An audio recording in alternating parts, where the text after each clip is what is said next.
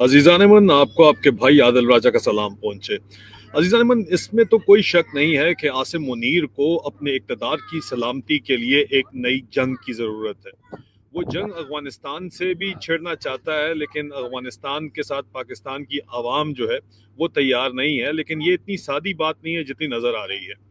जंग अगर आसिम मुनीर भारत के साथ छेड़ेगा तो तभी मामलात जो हैं वो पाकिस्तानी कौम उसके पीछे खड़ी होगी और दोबारा से पिछली जंग छेड़ के खुद को उसने फील्ड मार्शल प्रमोट किया है। तो 27वीं तरमीम के बाद अगला निशाना 28वीं तरमीम है, जिसके बाद ये मुकम्मल 10 साल का जो कब्जा चलाना चाहता है वो नई जंग के बगैर मुमकिन ही नहीं है। इकॉनमी आपकी चल नहीं रही तो फिर जंगों के जरिए ही मामलात को आप आगे लेके चलते हैं। और इसके सबूत के तौर के ऊपर मैं आपको दिखाता हूं कि आईएसआई और आईएसपीआर के इंफॉर्मेशन ऑपरेशन हैंडल्स क्या लिख रहे हैं वो आपके सामने है। लेटेस्ट उनकी ये ट्वीट्स हैं। तमाम ज़ाहिरी आसार और इंटेलिजेंस की ज़राए पर बता रहे हैं कि भारत अगले एक दो दिन में हमला कर सकता है। एक दो दिन में, हाँ जी, अगर भारत हमला कर देता है तो पाकिस्तानी कौम अब पूरी तरह से आजमाई जाएगी। हम हिंदू मुशरिकों और जहन्नम के कुत्तों खवारिज से एक साथ जंग लड़े करेंगे। हमारी कौम बहुत ज्यादा तकसीम और गैर तरबियत याफ्ता है। मतलब पूरी कौम के लिए डंडा उन्होंने तैयार किया हुआ है जी। 3 महाजों पर लड़ी जाने वाली इस जंग में हमें बहुत ज्यादा नुकसान हो सकता है। मतलब उनको पता है कि फेंटी अगर ने जितनी खुद लगानी थी लगवा दी है, अभी बाहर वालों से लगवानी है आपकी। अब सब्र और हौसले के साथ इस पाक सरजमीन की हिफाजत करना, मतलब डंडा तो असी पवाना ही पाना है। असी बंदे दे पुत्र नहीं बनना। आप अपनी मर्जी से हमारे साथ नहीं लगते तो डंडे डोली के ऊपर हम आपको पीछे अपने साथ लगवाएंगे। सर धड़ की बाजी लगा देना सब हलाली परचम को बुलंद रखने के लिए। अंदाजा आप करें कि पेट्रियाटिज्म की एक्सट्रीम फॉर्म फैशिज्म है जो यहाँ पे आपको नजर आ रही है। ये सीधी रसूल अल्लाह का परचम है, मतलब ये सैयदी रसूल अल्लाह का परचम है। ये लाल टोपी वाले के जो है ना लाइनें दोबारा से उसको भर्ती कर ली है ना, इसको गिरने नहीं देना। अब ये जबरदस्ती जो आपके ऊपर जंग मसलत की जा रही है और दोबारा आपको बहू आया बताया जा रहा है, और इसके लिए पंजाब के अंदर बाकायदा लश्कर तैयार किए गए हैं जिनको लश्कर तैयबा, नए नाम जमात दावा दे दो आप, या वो एक दो और एलिटी मेलिटी जितने भी ये जेईएम वाले हैं, ये लोग बाकायदा तौर के ऊपर हिंदुस्तान के खिलाफ बयानात भी दे रहे हैं और वहाँ पंगे ले रहे हैं कि हिंदुस्तान हमें आके पड़े एक दफा जरूर। लेकिन इतनी सादी कहानी नहीं है, सिर्फ इतनी सी बात नहीं है। जाहिर बात है चाइना की मर्जी के बगैर तो ये जंग छेड़ी नहीं जा सकती। तो फिर चाइना को ऑन बोर्ड लाने के लिए एक बड़ा ही स्ट्रैटेजिकली एक इम्पॉर्टेंट इसमें एस्पेक्ट है जो कि ज़रूरी है, जिसमें पाकिस्तान की स्ट्रैटेजिकली वो एडवांटेज हासिल करना चाहते हैं। इस वक्त सेंट्रल एशियन रिपब्लिक्स जो हैं उनके उन तक पहुंचने के लिए, उनके एनर्जी रिसोर्सेज तक पहुंचने के लिए, उन मार्केट्स तक पहुंचने के लिए अफगानिस्तान से गुजर के जाना पड़ता है पाकिस्तान को। बिल्कुल उस तरह जिस तरह हिंदुस्तान की मार्केट्स तक पहुंचने के लिए पाकिस्तान से गुजर के जाना पड़ता है अफगानिस्तान को। एक तरफ तो उसका हल करना चाहते हैं, दूसरी तरफ चाइना को राजी करने की मुसलसल कोशिश की जा रही है, और लगता है कि चाइना ना इस स्ट्रेटेजिक कंपटीशन के ऊपर राजी है।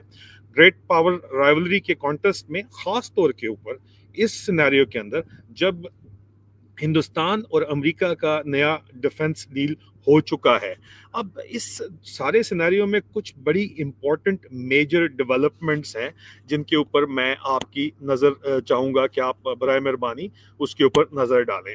उसमें जो सबसे पहली जो बहुत ज़्यादा पाकिस्तान में कहीं पे भी जो डिस्कस नहीं की जा रही वो डेवलपमेंट क्या है, वो डेवलपमेंट मैं चाहूँगा कि आप देखिए। वो ये डेवलपमेंट है कि हिंदुस्तान का एक ही हिंदुस्तान से बाहर ग्लोबल एयर बेस था, और वो global air base defence security Asia की रिपोर्ट है ताजिकिस्तान के अंदर था।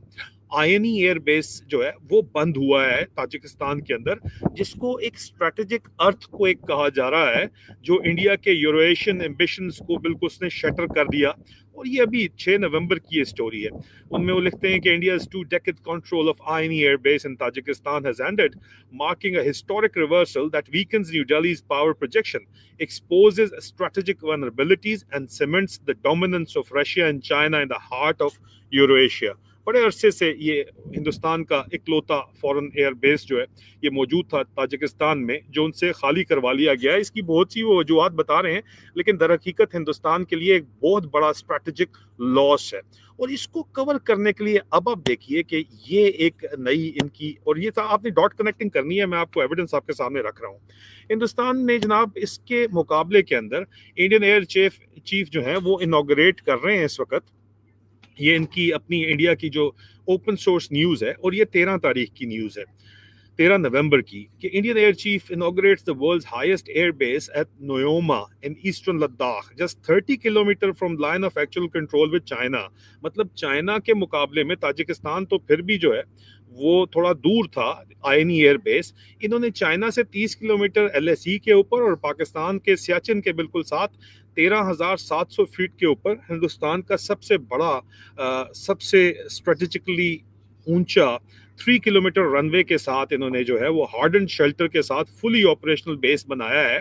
और उसके अंदर वो Rafale SU-30 mark 1 MiG-29 C-17 aircraft, और उसके अलावा भी मैक्सिमम -40 की कंडीशन में उन्होंने जो है इस एयर बेस को ऑपरेशनल कर दिया है।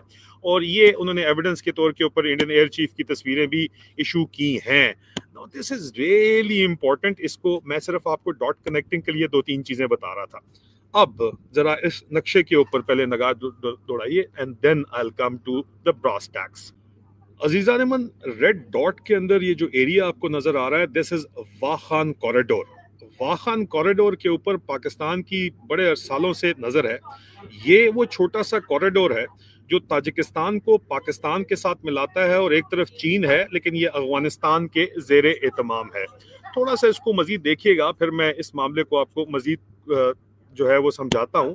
ये आपको नक्शा अगला जो नजर आ रहा है, ये कॉरिडोर डी वाखान आपको नजर आ रहा है, जिसके एक तरफ ताजिकिस्तान है, अफगानिस्तान का ये एरिया है, एक तरफ पाकिस्तान है और एक तरफ चाइना है। इट इज बहुत ज्यादा ये अहम तरीन ये मामला है, बहुत इंपॉर्टेंट है ये कॉरिडोर जो आपको इस वक्त नजर आ रहा है।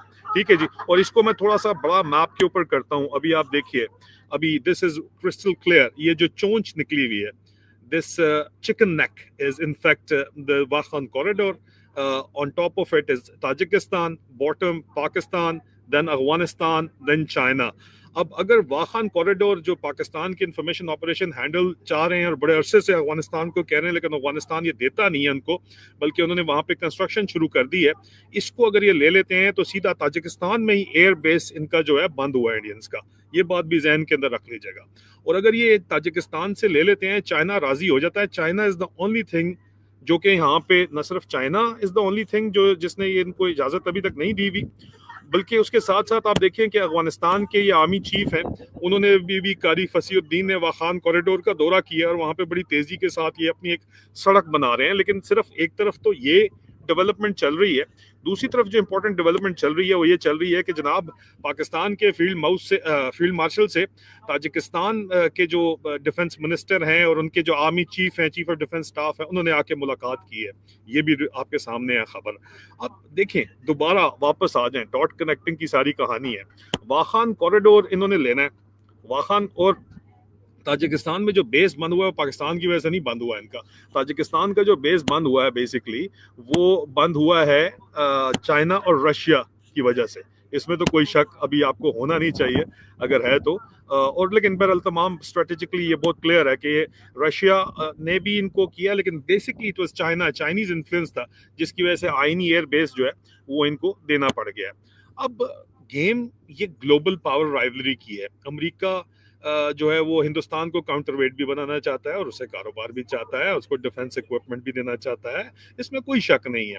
और पाकिस्तान दोनों तरफ खेलना चाहता है, और ये जो बैलेंस है ये बड़ा मुश्किल है। लेकिन इस बैलेंस के अंदर आसिम मुनीर को पाकिस्तान की डोमेस्टिक सपोर्ट चाहिए। पाकिस्तान की डोमेस्टिक सपोर्ट के बगैर जो है आसिम मुनीर ये डिलीवर ही नहीं कर पाएगा जो उसने वादे किए। ना तो वो बीजिंग से किए गए वादे पूरे कर सकता है कि जनाब मैं ये वाखान कॉरिडोर अगर आप मुझे लेने देते हैं तो मैं ताजिकिस्तान से डायरेक्ट एक्सेस करवा के उसके बाद जो है मैं अमेरिका को यहाँ पे तुन दूंगा, मैं हिंदुस्तान को तंग कर दूंगा।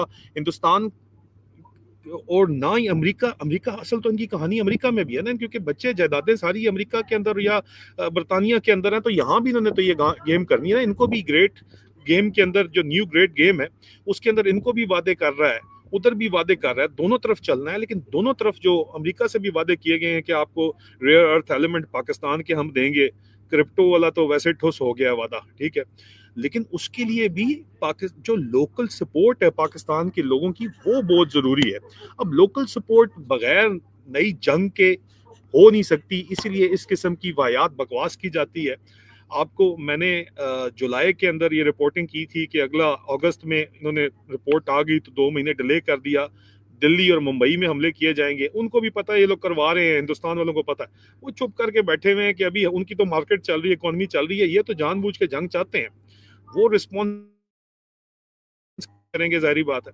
और इस दफा वो अमेरिका को ऑन बोर्ड रख के रिस्पॉन्स करना चाहते हैं। लेकिन आसिम मुनीर जो कहानी डाल रहा है, इसके ऊपर कोई भी लोग बात नहीं कर रहे। असल कहानी जो है यहाँ पे सिर्फ वाखान कॉरिडोर की भी है, सिर्फ वाखान कॉरिडोर की नहीं है। अफगानिस्तान से भी ये पंगा ले रहे हैं, मुसलसल ले रहे हैं। और ये बात अफगानिस्तान को पता है, इसी वजह से अफगानिस्तान का आर्मी चीफ वहाँ पे जाके विजिट कर रहा है।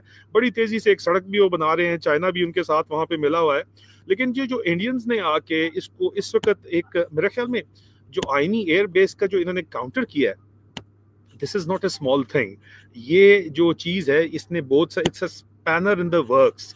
बड़ी तेजी से आसिम मुनीर द डिसीवर के जो प्लान्स चल रहे थे, उसका जो मैंने साइको एनालिसिस दिया, अगर वो आप देख लें तो उनके अंदर एक स्पैनर इन द वर्क आ गया, वो रुक गया है इस स्ट्रेटेजिक डिवर्जन की वजह से। ये जो इंडिया ने अपना एयर बेस बना लिया है, द हाईएस्ट एयर बेस बनाया है, उसकी वजह से भी मामला तो है। लेकिन इसकी, इस एयर बेस की वजह से चाइना आसिम मुनीर की बातों में आ जाएगा, ये बात भी जहन में रखिए।